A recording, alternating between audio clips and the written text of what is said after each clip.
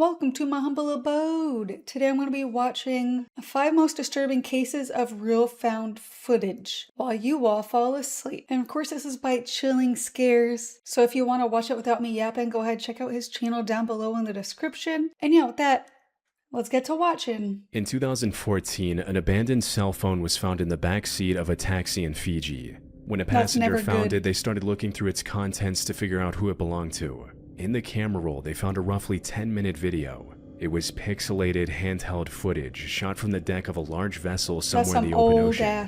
The video captured a gruesome mass killing, which would take years before the man responsible for it was ever found. Now, the first few minutes of the footage have been scrapped from the internet, but from what I could gather, they showed the deck of a ship with people yelling in multiple languages. Beyond that, another ship is visible nearby, and right next to it is a smaller boat sitting roughly 100 feet away. At first, nothing happens. The video plays out normally, but a few seconds later, one of the larger vessels suddenly accelerates and slams directly into the smaller boat, flipping it over and throwing the crew into the ocean without life jackets. As the men clung to pieces of debris, a man started shouting from somewhere aboard the ship, giving commands in Mandarin to shoot the drowning men.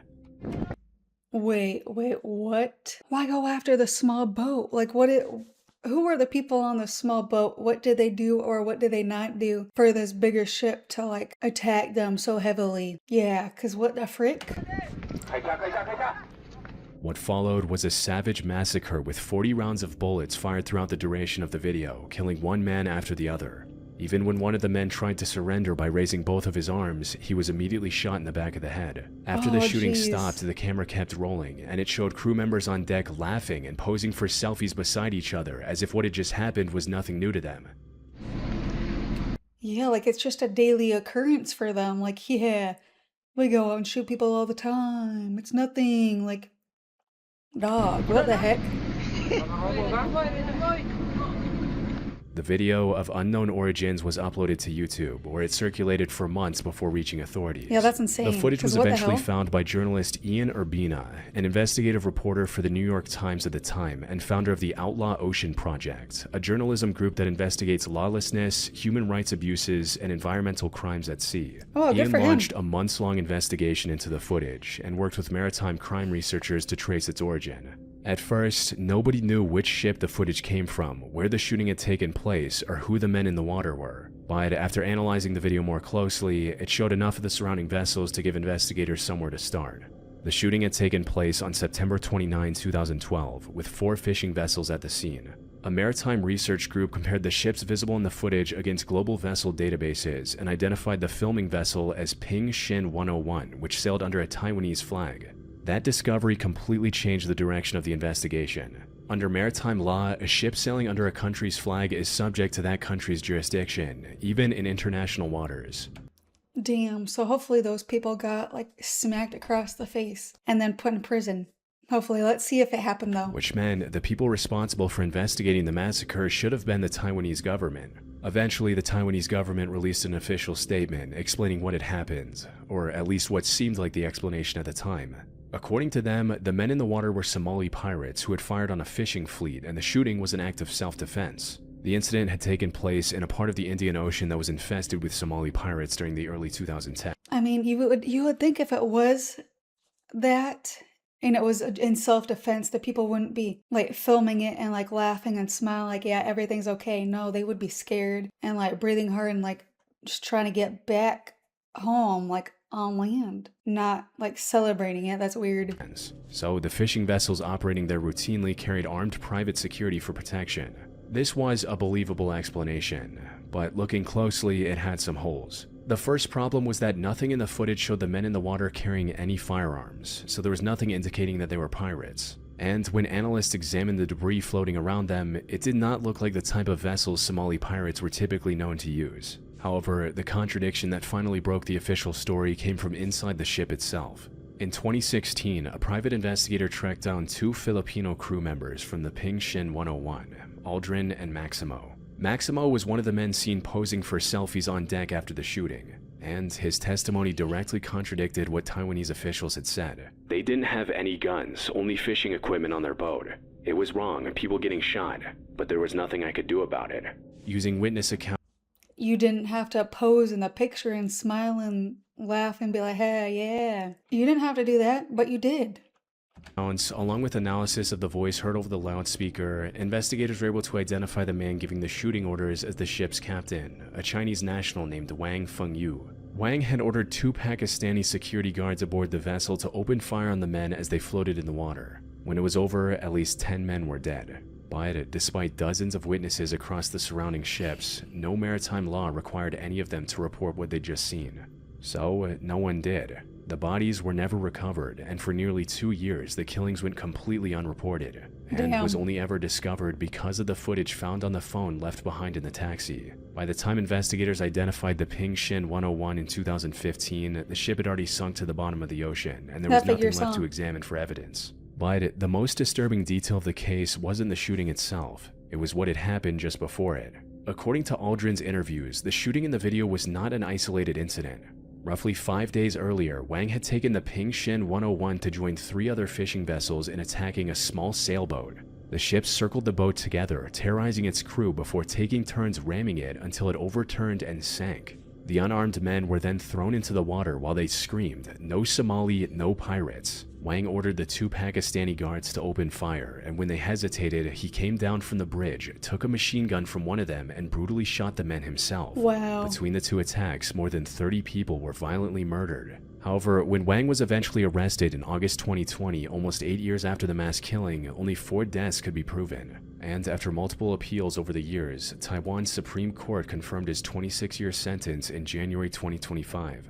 Unfortunately, the men who died have never been identified, and no bodies were ever recovered. But wow, only 26 years though for like a mass killing and continuously doing it to like other people? I mean, that's just a slap on the wrist though. That's not fucking justice, buddy. What the hell? None of this answered the real question. Why had Wang actually done it? His official story was the one Taiwanese authorities gave to the press. The men were pirates and the shooting was self-defense. But almost nothing about that story held up. His own crew told investigators the men in the water had no weapons. And even the Taiwanese court that accepted Wang's pirate claim convicted him of murder, because once the men were in the water, they couldn't fight back. So what was his reason? Digging deeper, there lies a darker explanation. The Ping Shin 101 had reportedly been illegally poaching off Somalia, stealing its fish. Maritime experts believe the surge of piracy attacks against foreign vessels in that region during the early 2010s wasn't really piracy at all. It was Somali fishermen pushing back against foreign ships stealing the fish they depended on for survival, which meant the men Wang killed may not have been pirates at all, but local fishermen confronting one of the foreign vessels stealing from their waters. Sadly, to this day, no one knows who those victims were or whether anyone is still waiting for them to come home.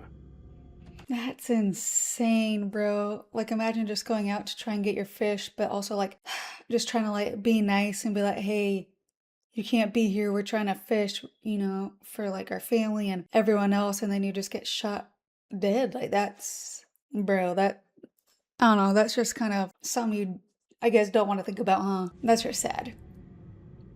On the morning of April 22, 2012, firefighters in North Bend, Washington responded to smoke coming from a quiet suburban home on Southeast 159th Street. By the time firefighters put out the fire, it had only reached the kitchen. As they searched the house, they realized the fire was cover for something much darker. Inside the bedrooms, they found 41-year-old Lynette Keller and her 18-year-old daughter Kayleen, both shot in the head. 7 gas containers were spread throughout the house, and a plastic gas can had been placed on an electric stove with the burner turned on. Someone had clearly wanted this entire home to burn to the ground. Was it the father, I wonder? Because a lot of these stories end up being like the father, or like some other like family member for some whatever odd reason, and it's sad. But let's see if it is. But the fire was stopped before it could finish the job. The only person missing from the scene was the husband and father, Peter Keller. He was a quiet 41-year-old who worked at a computer refurbishing store where his boss described him as an excellent employee, and close relatives knew him as a good father and a loving husband. Peter had no criminal record and no history of violence. The only thing slightly unusual about Peter was that he liked to go on long weekend hikes by himself. But as investigators would soon find out, those hikes were covering up something Peter had been building for nearly 8 years. During their investigation, officers found an unlocked safe in one of the rooms. Inside were hand-drawn blueprints for an underground structure and hundreds of photographs documenting its construction. Well, Along for with this, what? there were hard drives where officers found footage Peter had recorded of himself just weeks earlier. This footage proved crucial in the initial investigation. In one of the clips, Peter can be seen walking through dense forest, talking about finally bringing some kind of project to an end. So he's a dumbass for recording his project and what he was gonna do. You know what? That kind of adds up, though. He is a dumbass. Like, let's be real. Like, what the hell? Well, it's about 2 weeks before the end. This is going to be my last video. Oh, is he one of those like wacko conspiracy people who are like, oh, it's gonna be the end of the world, so I gotta, kill my family before someone else kills them, or like they suffer or something like that. Some weird ass crap like that. Probably before till after that. He was speaking as What? if he'd been stockpiling large amounts of supplies somewhere, preparing for the moment when he could stop going back and forth. I have about 3 loads left before the final. Been doing pretty good lately, getting about 2 loads up a week. About 100 pounds each week now of supplies and material. To investigators, the end Peter was referring to was likely the murder of his wife and daughter, followed by the fire he set to erase the evidence. And the photographs and blueprints recovered from the house showed where the plan was supposed to lead next. An underground bunker somewhere in the Cascade Mountains, which was just a few miles from his North Bend home.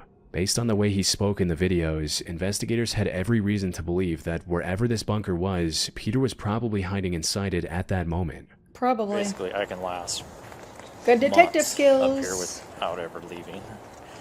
I've got propane, gasoline, food, soap, all supplies.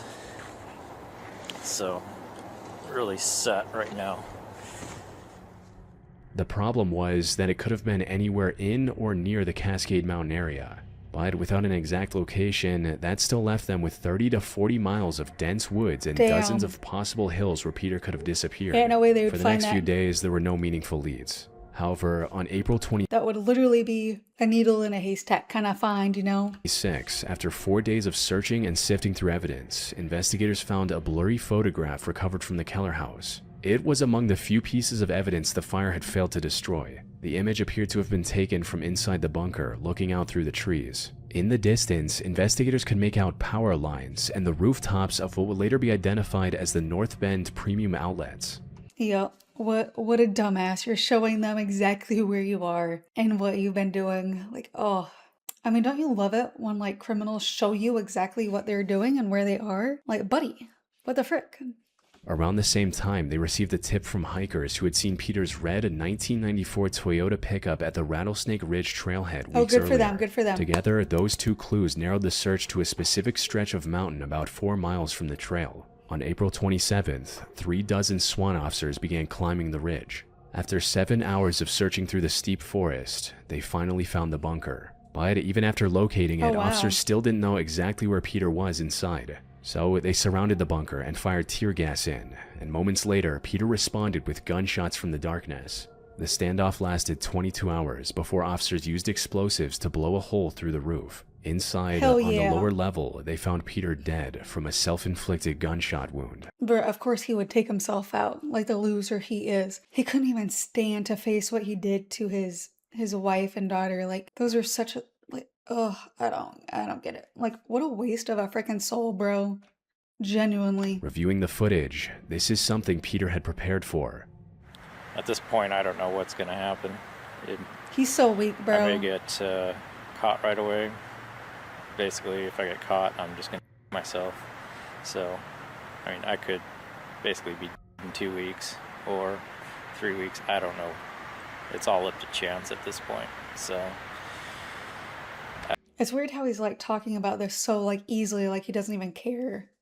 Although I guess if you look into his eyes, he's like dead in there. And his eyeballs right there, he's just like dead and gone. Like, I guess would make sense because he's a monster. And they don't have any like real good emotions. I don't think anyone knows where I'm at. But if they For put now. it together, who knows? At this point, I have to take that chance. The handgun found beside his body was the and same kid. one he used to kill Lynette and Kayleen. Inside the bunker, officers found enough food and water to last months, along with weapons, body armor, and tens of thousands of dollars in cash. Peter had stored everything he thought he would need for the outlaw life he'd been planning for years. I'm getting to the point where just trying to live and pay bills and live as a civilian and go to work, it just freaks me out. It's actually more comfortable for me to think about living out here, robbing banks, pharmacies, just taking what I want. Then divorce your wife, first of all, and do that on your own goddamn time. You don't have to take their lives because you're selfish and you're a loser. It's not that hard to just go out there and live by yourself and say, hey, I don't want to be a part of this family anymore. For as long as I can. At least it'll be exciting. It won't be boring. And I don't have to worry about Lynette or Kayleen. And everything will be taken care of. It'll just be me.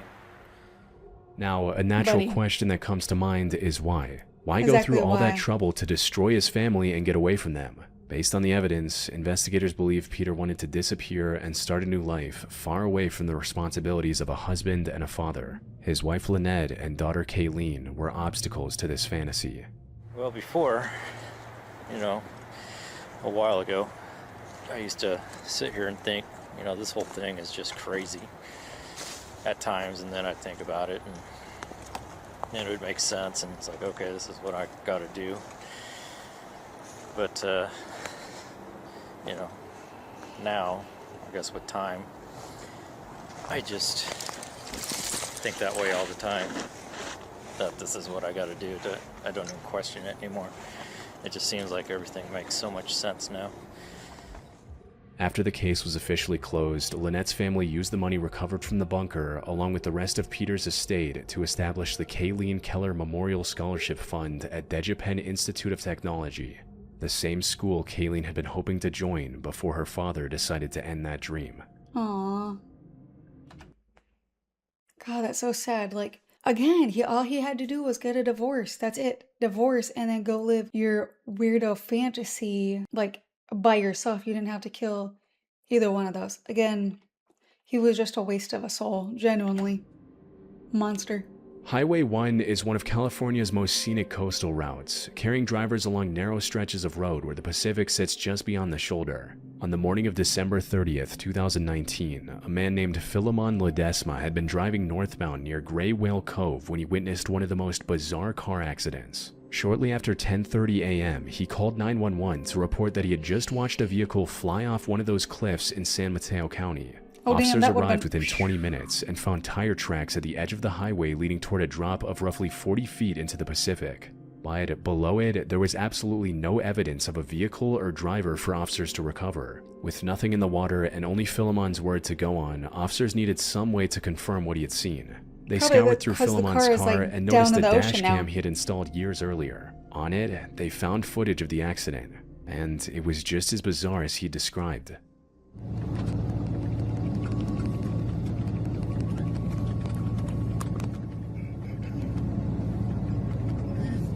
Oh. The SUV drove across the sandy patch at the edge of the highway, went airborne, and plunged straight down the cliff. The California Highway Patrol and Coast Guard quickly launched a massive search operation, with local fire crews and deputies combing the area by land, sea, and air. Later, they found vehicle debris in the water below, but unrelated to that specific SUV. 2 days later, the footage was released to the public and went viral across the internet. But instead of bringing in leads, it created a new problem. Over the following weeks, people started picking the footage apart frame by frame. Some focused on why Philemon kept driving even after the SUV went over. Others couldn't understand why someone would drive straight off a cliff into the Pacific. And before long, a growing number of people began. I mean, I can't fault them for having these questions, because also, why would you not stop after saying that? Stop on the side and go look down, be like, oh my gosh, are you okay? I mean, they probably won't be okay, but at least, you'd be like, oh my gosh, what happened? You would call 911, not keep driving and stopping the camera. That's weird. Claiming the video had been deep-faked. Many just couldn't understand how no trace of the car or driver was found, as if they had just disappeared. But California Highway Patrol quickly dismissed these claims. Experts like Shamir Alibi, founder of the deep-faked footage detection company Amber Video, also suggested that the footage was most likely real. So then how had a vehicle gone off a cliff in broad daylight and somehow left investigators with no physical evidence that could tell them who was inside or where the person had disappeared to? Well, something a lot of people didn't take into account was just how drastic the terrain is off this stretch of highway. Just beneath the cliffs are jagged rocks, thick brush, narrow ravines, and violent surf that can hide or pull apart a vehicle within minutes. Yep. In many places, once something goes over the edge, it disappears into a maze of coastline that rescuers can barely access even in daylight, which is why it was so surprising. Yeah, I would be surprised if they found anything. Let's be real. When the case actually had a breakthrough.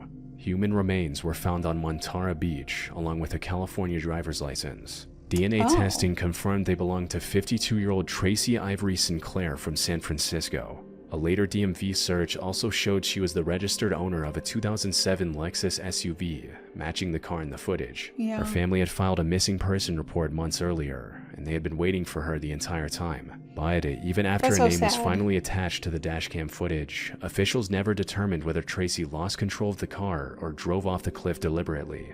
And disturbingly, this isn't the only instance of this. In 2004, a 23-year-old named Jason Affolter drove off this same stretch, and his body was found washed up on the beach days later. Then, in 2017, a 22-year-old went missing on his way to work, and investigators eventually concluded he had driven off the cliff as well. Damn, I feel like right there is like the spot for like when people just want to get out of this world, you know, like on their own accord, which I can't blame them in a sense because like this world is tough, man. You don't know what anyone else is going through in their life or like mentally, you know. It's not easy. It is not easy to live at all. But despite all of this, it took California's Transportation Department until December 2020 to install barriers along the cliffside, and only Yeah, actually, why didn't they have that installed to begin with? That's very concerning. I didn't think about it, but you know, that's not my job to think about. That's California's job to think about. Why didn't they have those before? after years of pressure from the grieving families. As for Tracy Sinclair, all that remains of her final moments is a few seconds of dashcam found footage. Millions of people have watched it, but no one knows why she was on that road or what happened in the moments before her SUV went over that cliff. Damn, that's really sad. I hope she's resting in peace and all those other dudes are resting in peace. That's very sad, and hopefully they went out quickly. You know what I'm saying? On September 16, 1996, the manager at the Van Buren Plaza apartment complex in Hollywood, Florida had suspicions that something was wrong with one of the units in the building. A foul smell had been lingering for at least a day, and now Oh no, does that mean there's a dead body? there were complaints of blood seeping through the walls into the apartment below. Ooh, gross. Yep, alright. There probably is one.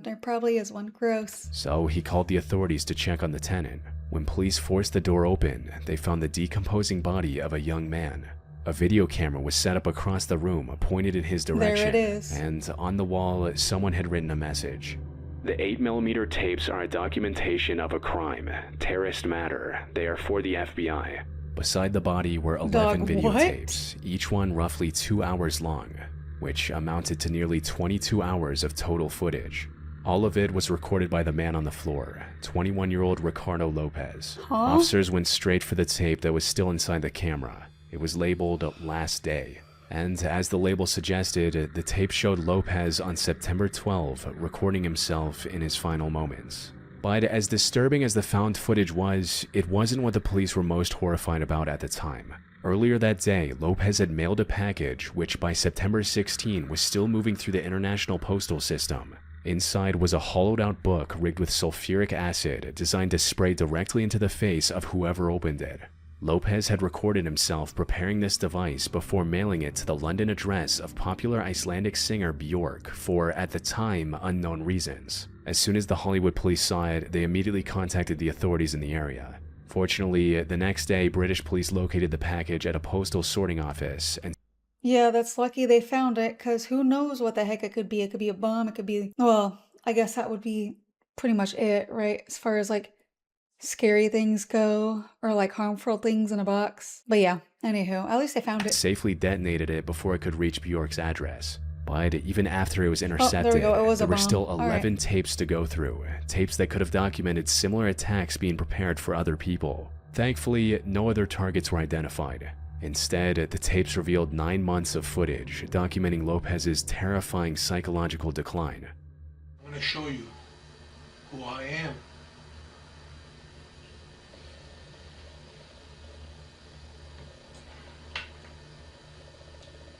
Oh! He's just a dumb weirdo. The That's first who you tape are. was dated January 14, 1996. What the hell? In it, Lopez explains the purpose of these recordings. Okay.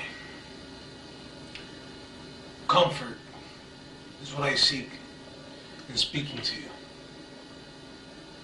Something with I don't know. Something that makes me feel better. For a long time, I've been speaking into the mirror and being my own psychologist, sort of. Whatever. Yeah, that's not how that works, bud. It's a release. He talked about how he had been fixated on Bjork since he was 18. Bjork has been an incredible part of my mind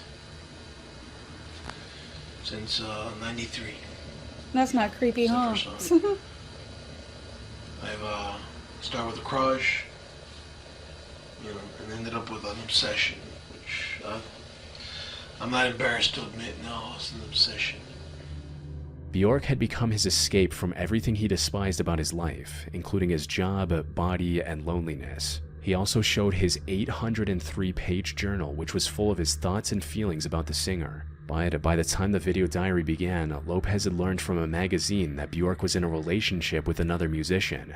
To him, it was a betrayal of his devotion, and he wanted to make sure she carried that betrayal on her face for the rest of her life. So Dog, she don't know you. She don't know you, dog. You're just a weird loser, bro. You're mentally unwell. And again, she doesn't know you.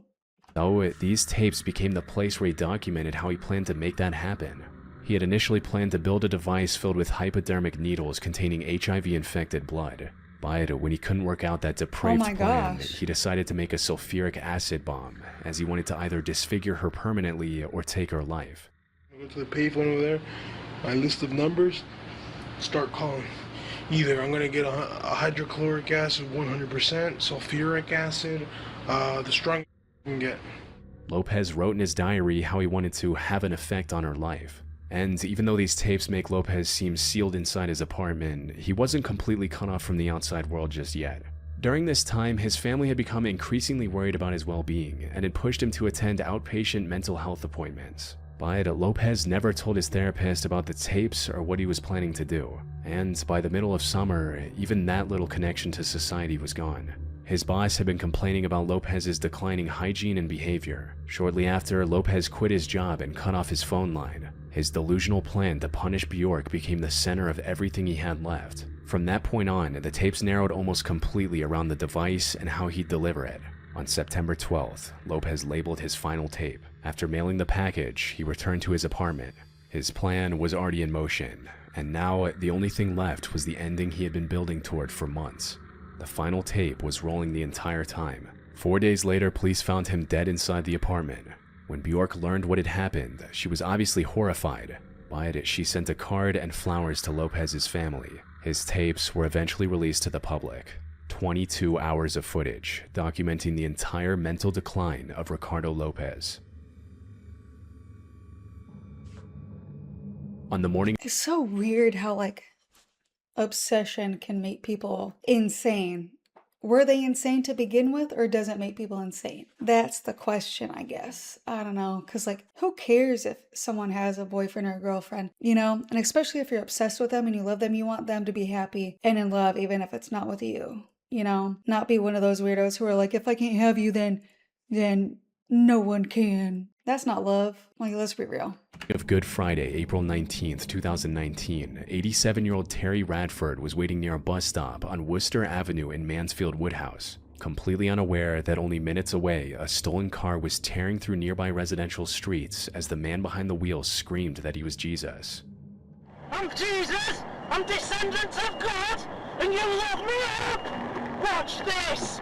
He's obviously having a mental breakdown or You think I'm something. strong? Wait until you meet my... Terry was a retired teacher who had spent much of his past few years caring for his wife as she suffered through extreme dementia. She passed away 7 months earlier, and after years of putting almost everything else aside, Terry was finally beginning to look forward to life again. He had 3 foreign holidays planned for later that year, but before he could take any of them, the stolen car turned onto Worcester Avenue. As it came toward the bus stop, the driver noticed Terry standing there, and instead of continuing down the road, he shifted into reverse and accelerated back toward the pavement. The car mounted the curb and crushed Terry against the bus shelter with so much force that he passed away at the scene. The driver stepped out immediately and shouted, "I've killed him. I've killed the devil." He was later identified. That's so sad. What? Bro, after all those years of taking care of his wife and he just wanted to live his own life and his own, retirement out, someone kills him like a loser like this dude? As 38-year-old Gavin Collins. Look, again, you can see it in their eyes. Their dead eyes. There's nothing going on back here except for pure evil. This man is a waste of a soul. Disgusting. Collins had been released from prison less than 24 hours earlier with an... Of course he was. Stop taking people out of prison. Leave them in prison forever. What are you doing? An electronic tag around his ankle under the home detention curfew scheme. This policy allows low-risk inmates to serve the remainder of their sentence. Did you just say low risk? I'm sorry, excuse you, did you just say low risk? That man is a high risk, and you let him out being like, hurt the dirt. Like, we're stupid, we're just gonna let him out of prison. Like, bruh, if you go to prison, you need to be in prison for life. Unless proven that you didn't do what you were in prison for. You know what I'm saying? But they gotta stop releasing these people. At home while transitioning back into the community. But when Collins' friend collected him from the prison gate on April 18th, something about Collins' behavior seemed wrong.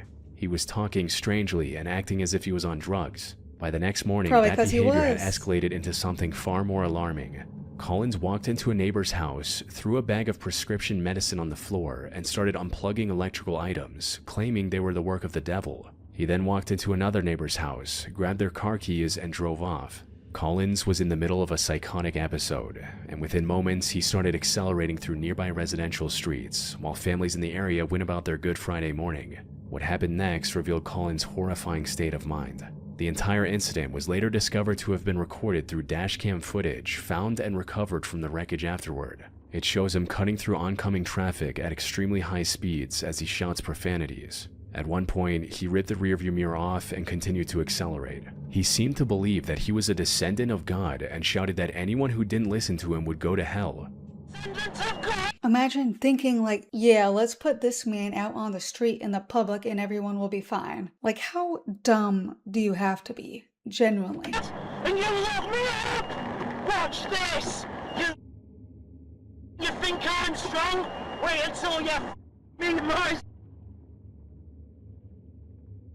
of him, because ultimately he'll give her an ultimatum: either listen to Gavin, Mum, or you're gonna go to hell. He'll disown you, and so will I, but it's now grandma's. When he reached Skegby, Nottinghamshire, he lost control and slammed the car into a house. The homeowner who was standing in the front garden at the time had to jump out of the way to avoid the crash. Jesus. But that didn't stop Collins. He climbed out of the wrecked car and demanded the owner give him keys to the vehicle, saying, "Do you believe in Jesus? Because I am Jesus, and I will kill you if you don't give me the keys." When he refused...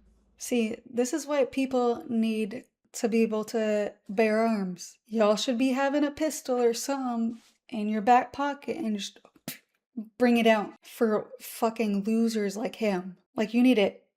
You need stuff to protect yourself from these weirdos, dude. Collins walked to the road where a woman had stopped their car to check if anyone needed help after the crash. He forced his way into her car and after driving a short distance, threw her out and continued toward Mansfield Woodhouse. This was the second car he had stolen that morning, and within minutes he had crashed this one too. Despite suffering through 2 car crashes, Collins' adrenaline and psychotic state of mind seemed to have erased any pain or anxiety. Shortly afterwards, he broke into another house where a mother and her 2 children were having breakfast. Oh my gosh. Collins approached them and drew crosses on their foreheads in his own blood from his wounds. Ew. Then he demanded the keys to the woman's car and threatened the lives of her children if she didn't hand them over. This was now the 3rd car Collins had stolen that morning, and the one he used to kill Terry. By that point, police had already been responding to reports of a car being driven recklessly in the area. When an officer turned toward the bus stop on Worcester Avenue, Terry's body was lying near the shelter with his legs crushed and a massive open wound on his left shin. Collins was still in the car trying to get away. He was eventually caught after police managed to taser and arrest him. The entire rampage had lasted about 30 minutes. 9 months later, a jury found Collins guilty of manslaughter, and he was sentenced to life in prison. Strangely, during the trial, Collins said he couldn't remember any of his actions from that day. He told the jury he had spent 90 to 95% of his adult life in prison, and that he had been hearing voices since childhood, which hinted at a deeper problem. That's on you, buddy. That's a you problem, no one else's problem. You should have been locked up from the beginning. Investigators later found that while he was previously inside prison, he was actually considered a risk of causing harm to others. And they let him out like what? Brother. He had been held in segregation away from other prisoners, and weeks before his release, he had set fire to his cell twice and attacked a staff member with a plastic knife. Oh yeah, he's no risk at all to the public, right? Who is this judge or whoever that let him out? People should be having a talk with that judge, face to face. Because of those incidents, his early release should have been automatically blocked, but the prison governors overlooked them, which ultimately led to the death. All right, so the prison governors need to be talked to face with the public, for sure. Death of Terry Radford. All right. So, like I said before, this man is a waste of a soul. Absolute waste. He should have been stuck in prison for life. Of course he would kill someone and pretend he's freaking Jesus. Disgusting, bro. Anyway, these were some disturbing videos for sure. And extremely sad. Like, what the hell? What in the absolute hell, dude? I don't know. Anyway, let me know down in the comments below what you all thought of this video. And yeah, hopefully you all are asleep by now or almost asleep. But yeah, with that, like it, dislike it, but at least subscribe.